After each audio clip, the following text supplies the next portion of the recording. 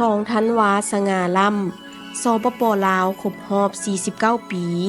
จากองค์กรทรัพย์ทวีส่งพรไสให้การนำภาครัฐปวงประสาบรรดาเผ่าพ้อมแป้เหนือตลอดไตให้สุขขี่เสมอมันพันปีบ่เลือนลาง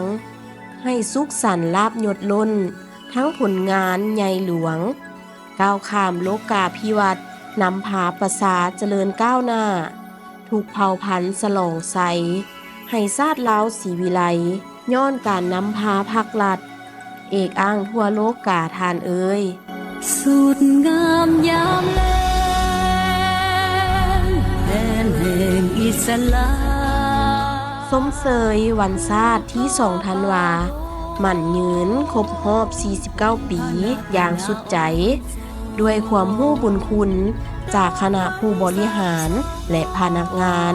สถาบันการเงินทรัพย์ทวีสุนศาสตร์ทั้งมวลมีสิทธิเสรีความสา